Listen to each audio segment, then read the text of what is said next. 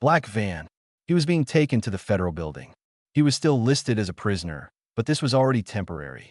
In the prosecutor's office, he saw all the same footage from the camera. Shadows, voices, laughter, boasting. Everything he had held back inside broke through, but not with tears, no, with cold anger. "Did you arrest them?" he asked. "One of them," the prosecutor answered. "Blake Harris was found in a house on the state border. The second one is on the run, but with DNA we'll pull him out from underground." "What about the sentence?" "Today the Supreme Court is reviewing the decision. You'll go back to prison, but already with the status of temporarily released under protection. You'll be acquitted." Alexei nodded slowly. "I want Rustam back." Rustam sat by the window in the enclosure and didn't take his eyes off the road. When the gates opened and Alexei entered the building, the dog didn't scream or howl. He simply stood up, like a soldier seeing his commander. Alexei approached, dropped to his knees. The dog pressed against his chest. And for the first time in all this time, Alexei allowed himself for at least a minute to close his eyes and feel nothing except the fur under his fingers and the warm breath of his friend. But justice is a slow and cruel thing. The bikers hired lawyers, claimed evidence was fabricated, pressure. One of the jurors allegedly had a biased opinion. A scandal began. The media exploded. Alexei's name appeared in the headlines again, no longer as the name of a murderer, but as the name of a man whose life was almost broken. Detective accused of murder, acquitted after evidence found by his dog appears. The headline sounded like a movie script, but for Alexei, this wasn't cinema. This was life that was taken from him, and that now had to be returned piece by piece. The final trial lasted 6 hours. The judge reread the materials. The prosecutor filed a motion to overturn the verdict. In the end, everything was said in one phrase. Alexei Morozov is fully acquitted and released. He went out onto the street, where at the steps of the building stood Rustam. Without a leash, without a collar. Just standing. They walked away in silence. Freedom is a strange thing. When you have it, you don't notice it. When it's taken away, you breathe differently. Alexei felt this. On the first day after his release, when he woke up in a cheap motel room to the rustle of the air conditioner and not to the shouts of a guard.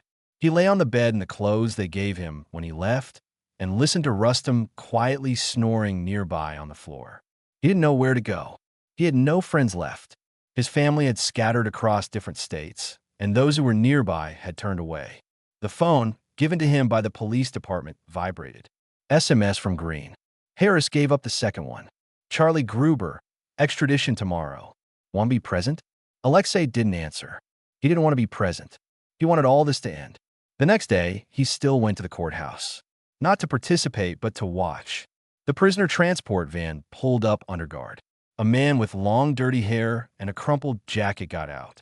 Charlie Gruber, the very one who laughed in the video, holding Sophia by the hair. Alexei stood around the corner.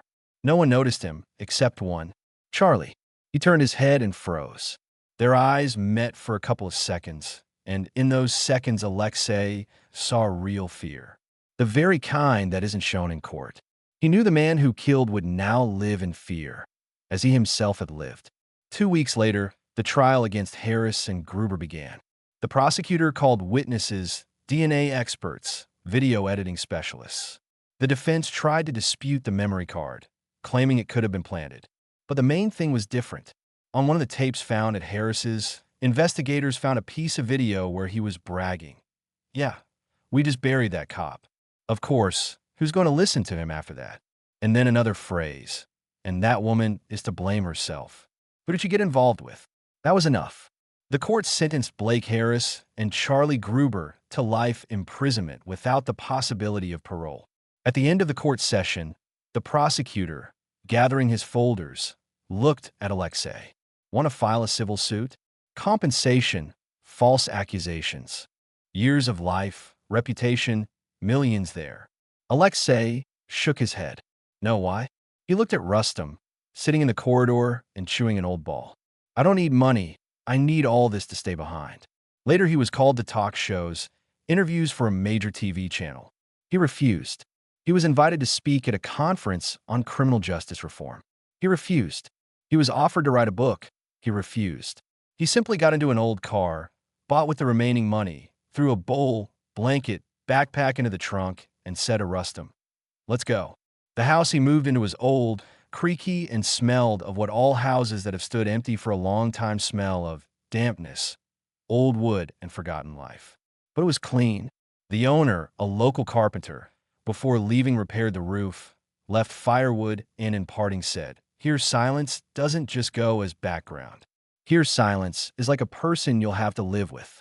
Alexei only nodded. He had long been accustomed to living with someone who says nothing. He bought this house for the sum that the state paid him as compensation. He accepted the money reluctantly, as if with dirty hands, but chose the house immediately. The outskirts of State M, forests, lakes to the nearest city, 40 minutes by car to the nearest neighbor, 10 minutes on foot.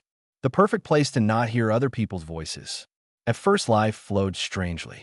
Every sound seemed suspicious, every glance in the supermarket targeted. Alexei caught himself locking doors even during the day and checking windows before bed. But Rustam adapted faster. He seemed to understand immediately. That's it. There's no more danger.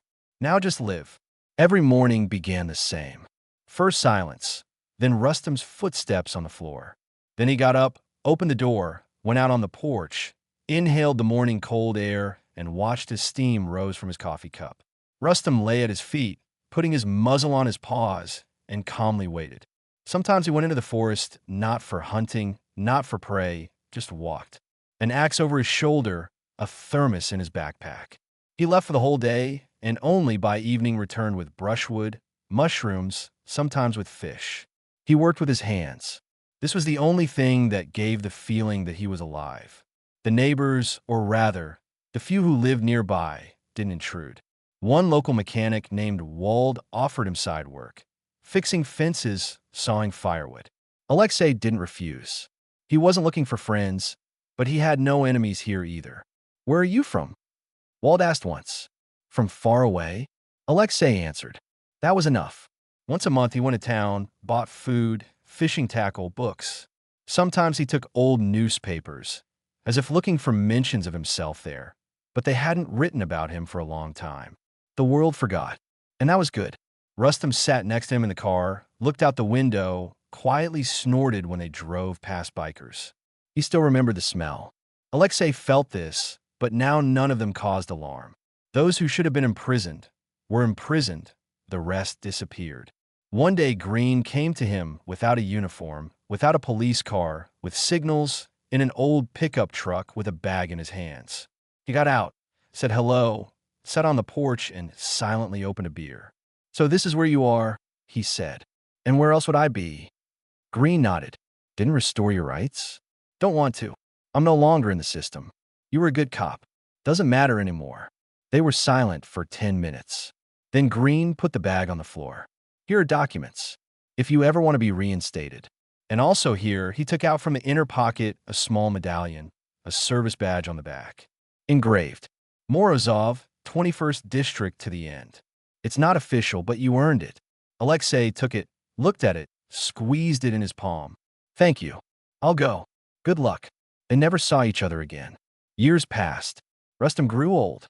His muzzle became gray, his paws slower. He still went out with Alexei on walks, but no longer ran after birds, more often lay under a tree and watched as the owner chopped wood or fixed the roof. He lived another 4 years, and one day simply didn't wake up. Alexei buried him at the house under a large oak, put up a wooden cross, wrote nothing, just sat nearby and sat until sunset, watching as sunbeams passed through the foliage. He didn't cry, didn't speak, only quietly inhaled. "Thank you." Now he lived alone. Sometimes the neighbors' children came to him to help bring food. He didn't become someone everyone fears, but also not someone people run to for advice. Just a person who lives quietly and honestly after having survived death, betrayal, prison, and returned. One evening, when he was reading an old book and drinking tea, a branch knocked on the window. The wind was intensifying. Alexei went out on the porch, adjusted the shutter, inhaled the air, and looked at the sky, and thought that now this is it. Everything is in its place. He knew he wouldn't be returning to the past. He held no anger. He wanted no revenge. All that had gone. Only peace remained and the memory of her, of him, of the dog who once saved his life.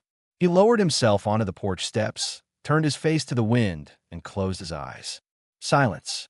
The very one the carpenter talked about. The one he could now live with.